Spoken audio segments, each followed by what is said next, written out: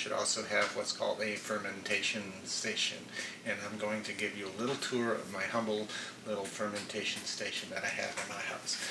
I usually keep it there on the counter. There's my coffee cups. This is where we make tea and coffee, and I just have a little corner right now where I keep my fermenting things. We have our kombucha here working. It's working very beautifully. That's been maybe a few days there. The SCOBY has come to the top, and you can see it bubbling a little bit, and it's pretty carbonated. It's probably ready to go into bottles, which are these bottles here, and they get a little sugar put in there and then sealed up, and then they start carbonating.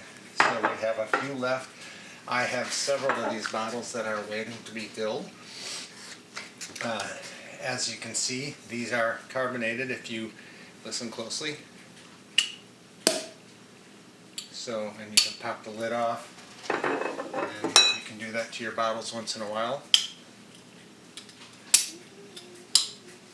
And let them carbonate. Here's some, now you can repurpose some of these commercial kombucha bottles also, and they also have very nice carbonation. You just seal them back up again, and you can just see the nice bubbles forming. That's like champagne.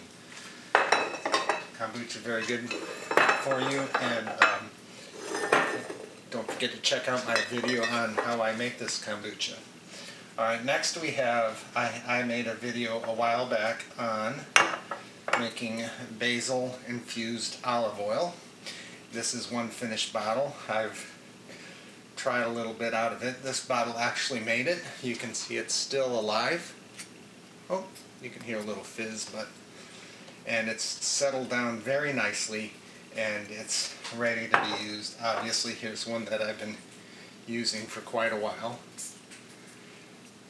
and very delicious. I just had some today on some of my food. What was it? Oh yes, it was a eggs and toast. I put some on some eggs and toast.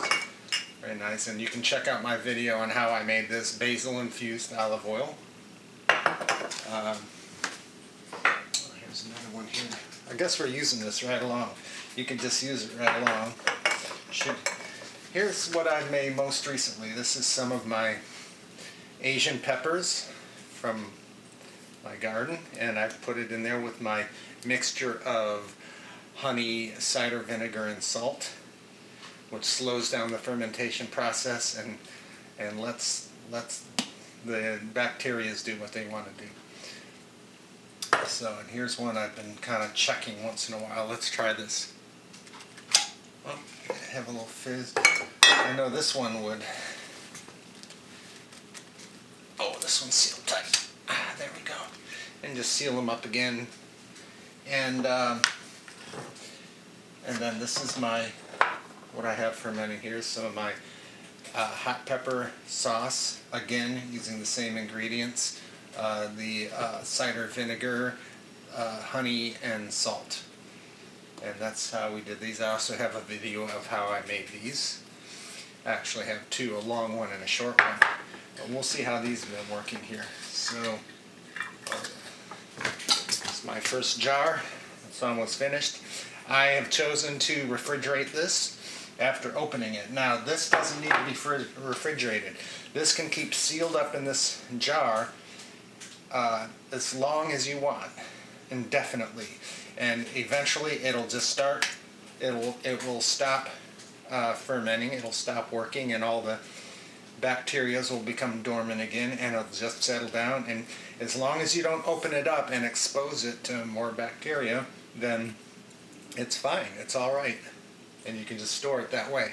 No need to do traditional canning where you boil and pressure cook and all this kind of stuff. But I actually had some sauerkraut that I aged for I might even have another jar of it somewhere, 5, 6, 7 years, just like this, just as long as you don't open it. And when you do open it, it's probably a good idea to refrigerate it. Beets, I've had fermenting beets, sauerkraut up here. It's all been consumed. So there you have it, and you check out my videos on how I do this and what I think about fermentation.